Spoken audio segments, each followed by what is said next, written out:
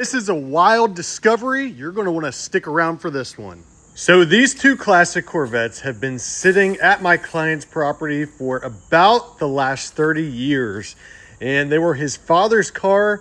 His father passed away and they're settling the estate. So we're finally getting the opportunity to get these things back on the road for the first time in a very long time. And as you can see, they've been neglected over the years.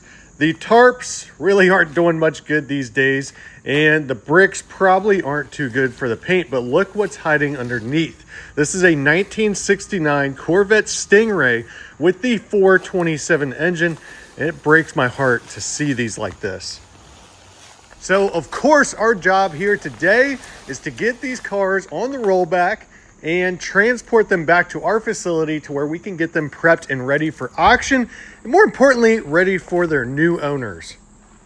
Now, really, the whole reason I wanted to make this video is because personally, I find it really interesting seeing a car that's been, for lack of better terms, abandoned, and then seeing how well it cleans up after sitting outside in this situation for the last 30 years.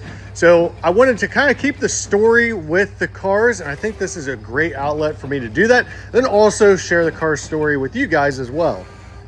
You can imagine that these cars don't roll the best after sitting for this long, and to make matters worse, we don't have keys for these cars either. But here is an initial look over of the 1969 Corvette, and you can see this thing is absolutely filthy. It doesn't help that it sat under trees for the last few decades, and I'm hoping a lot of this stuff comes clean. Now, I know that the paint's not going to be perfect.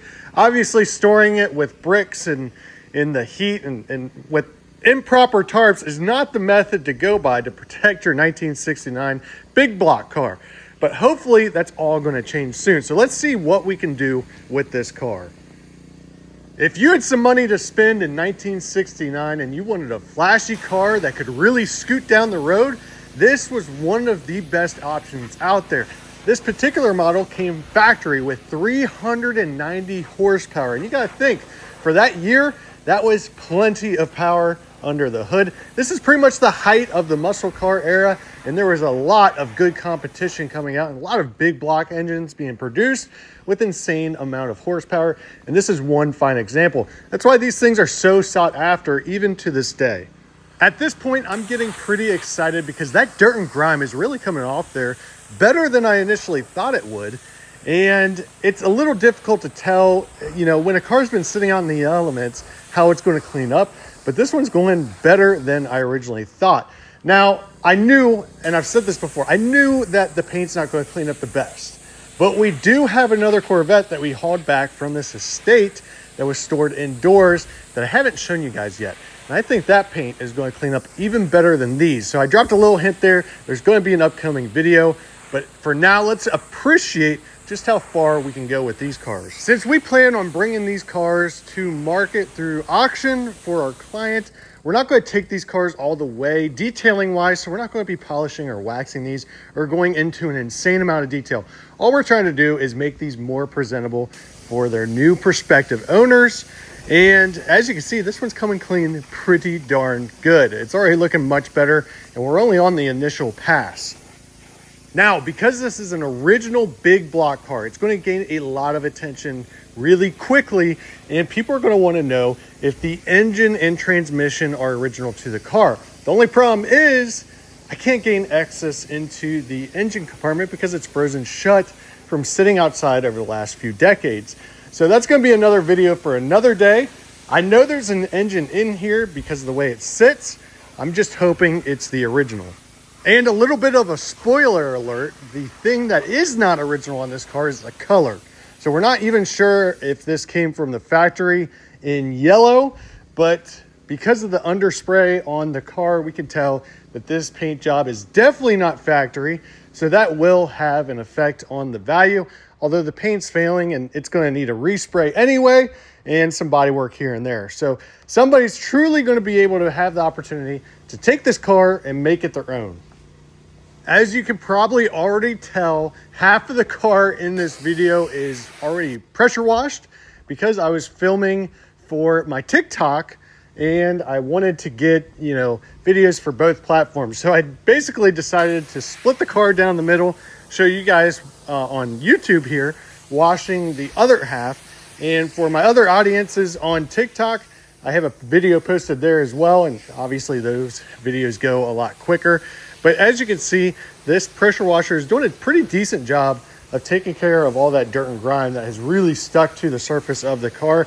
If you're paying close attention, you can see where the paint has started to fail. And sometimes on this car, there's actually complete failures where some of that paint has just completely fallen off. So you can see right here, I'm trying to be really gentle because I've already identified that the paint is weak on the, trunk lid. It's not really a trunk, but on the rear deck here, we'll call it, the paint is very weak and it's kind of spider webbing and sticking up in some places. And the last thing you want is to lift that paint off of the surface.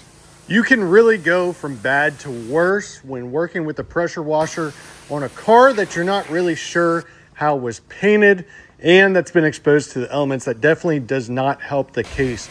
So if you ever run into this situation and you have to clean up a car, get it prepped, and it's been sitting out in the elements, it's always best to start with something light. So if you just wanted to start with a hose without the pressure washer, you could start with that, try to loosen up the dirt that way. That's a great method. Or if you're pretty confident that you're not going to mess up anything too drastically, you could start with the pressure washer, but you don't want to end up too close to that surface with the nozzle tip. Another good method is to let the car pre-soak. So if you've ever seen the guys that have the foam cannons, you can fill your foam cannon up, let the vehicle sit all soapy, and that soap can help lift the contaminants off of the surface safely.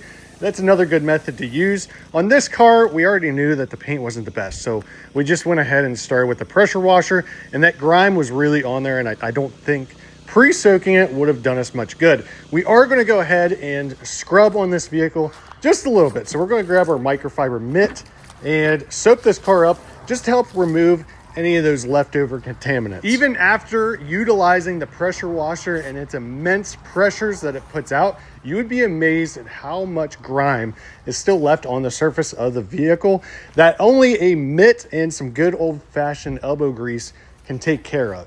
By now in this video, you could probably spot the other Corvette that was not stored outside.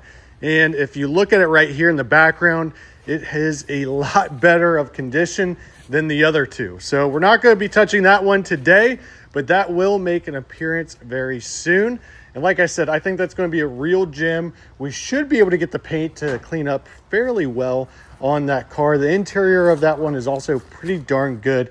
It's got some flaws, some rips and tears here and there, but overall not bad. And that one should be a really good contender to get back on the road. Whereas this 1969 and the other one, it's going to take a little bit more love and care. I'm not going to lie. At this point, my arms are feeling it. I'm baking in the sun. It's not the best conditions to be washing a car in, but because these cars don't roll, I really can't move it anywhere else on my lot to where it wouldn't be in the way, especially between the time that we get it to auction and the new buyers come and pick it up. It just wouldn't work all that well. But finally, we got it done. We've got it sprayed off. And here is the after. So if you guys remember, if you wanted to flip back to the beginning of this video and see what this thing looked like before we started washing on it, this is a major improvement. Now, after washing this one and seeing how well this has come out, I'm really interested to see how that other silver one compares. So we're going to be doing that one next, and same exact process there, except I think we're going to see a little bit more of a bigger difference in washing and cleaning up that car just because of the paint color, the silver, and I think it had a little bit more dirt and grime on it as well. So as you can see, everything cleaned up pretty darn good. And the paint, like I said, it's sun-baked in a few areas. That's not its own fault. Unfortunately, the story with this car is his dad lost his mind quite literally over the years, and he wasn't in the best mental state, and it was a really sad story to hear. But I'm hoping that somebody can take these and put these back onto the road. I wish it was me, but I just don't have it in me on these cars. And now that brings us to car number 2, which I believe is a 1975 Corvette. And this does have the L88 option with it, which I believe was a higher output than the standard 350 engine. It wasn't a dramatic increase, but for 1975, it was pretty good. So as you can see, this thing is extremely filthy, especially on the rear end of the car. And that's where it was sitting up against the tree line, as you can see in that previous clip. But there is a ton of dirt and grime caked on this thing. I would argue that the 1975 is worse off than the 1969 was. So here we go with round two. So here's the initial walk around video, and hopefully this does a good job of capturing just how caked on that dirt is. Now, what you guys probably didn't catch in that video is how weak the paint on the rear deck is. And I did not, unfortunately, identify that soon enough, and I had a little bit of a mishap once we get back there. But for now, on the front end of the car, we're doing a really good job of eating away at that dirt and grime, and you can see a clear division of where the pressure washer was and where it hasn't been yet. And to me, there's nothing better than these shots right here. And it really only gets this way, hopefully once in its lifetime. I would hope from this point on, nobody else is going to stick this thing out in the yard and forget about it for decades. Now, there's another issue with this car, and we had mentioned earlier, we don't have keys. Well, this one we can't even get into at all. So the doors are locked. We tried to jimmy it. We've tried all kinds of things. And I think at this point, we're just going to leave it for the next owner. So a new door lock set isn't very expensive. It's easy enough for somebody to install. But like I said, we're not going to take these things that far. Traditionally at auction anyway, you pretty much buy things as is, where is. So the condition that you usually receive it in as the auctioneer is pretty much the condition that you sell it in, and you don't make any guarantees or imply any warranties at all. So the way you see it is usually the way you get it as a buyer. But in this situation, I think these cars are going to present a lot better if they're cleaned up. There's always a great debate on the whole barn find, and I've seen it to where people will sell barn finds as, you know, a good project. You know, they're sold as, you know, you're getting them exactly how they have sat for the last, you know, so many decades, and you have the first opportunity to put your hands on it. And I think that works well for some cars, but for cars that have been sitting outside, to me, that just doesn't make sense. Sadly, this one here will probably just be a good parts car for somebody because the frame has some issues. And what I haven't told you guys yet is even the 1969 frame has some issues. Now, that is a totally different story than this 1975 here, and I realize that. Like I said, I know this is going to be a project car for somebody. In theory, could you get this car back on the road? You could. If you're skilled with a welder, you might be able to throw some patches in there and redo a lot of stuff to get this car back on the road. But in my very humble opinion, I think it'd be a lot easier to frame swap this car if that was the route you wanted to go. I did have an older gentleman who stopped down here, who saw the Corvettes parked outside. He was all excited, and he actually said he's got a frame for the 1969 and that he may be a bidder because of that reason. So if somebody's got a frame for these already out there, you know, that makes it a whole lot easier. I should have really walked around this car a little bit more and went more in depth with my pre-assessment because, like I said, the paint on the rear is not the best. And that probably took the brunt of the damage over the years just from sitting under those trees. And the Corvettes kind of have some weird body lines back there by the rear window, as you can tell. And in this video, if you're paying close attention, you can see in the fold of the passenger side on the rear window, you can see where that paint has failed. Somehow I did not identify that. I think I was just, you know, in my own world at that point, doing my own thing, trying to make a good video for you guys.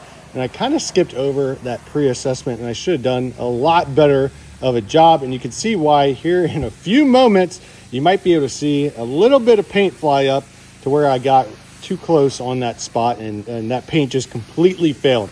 So that is my shortcoming. So if you run into this situation, do not make the same mistake that I did. Now we are moving on to the rear deck, and let's see if we can find out where exactly that paint failed. I may have got it better on video for my TikTok crowd. So if you want to jump over there, take a look at where you could probably see that paint fly up. That would be a much better representation. But you can see that kind of, I'm going to call it a tear by the rear window. And that's exactly where that paint chunk kind of flew off of the car. And that's when I realized just how, I guess, soft that paint is in this area. I think it almost looks like it shrunk over the years. Some weird stuff probably happened. You know, we have really cold situations in the winter, and then we get really hot in the summers. So I think that constant, you know, expansion, contraction really contributed to that failing. Now, in addition to the Corvettes that you've seen in this video, there's a 1966 Ford Fairlane that was stored in the garage. So that one is a pretty darn solid car. That'll be making an appearance very soon. And then we should have a 1970 Ford LTD Coupe coming to our facility here within the next week or so. And that also came from that same estate. So I'm interested to see, you know, how those clean up as well. I'm really excited for the Ford Fairlane because in my opinion, that is probably one of the more solid cars out of this group. The paint's original, and you got to imagine how careful you have to be with that. But here we can see the final results of this, I believe, 1975 Corvette. And it has come a long way since sitting for the last few decades. You know, it definitely needs some more work, but we're going to let the next owners take care of that and do their own handiwork. They got to put some love into these cars too. And these are going to take a lot of love to get back on the road.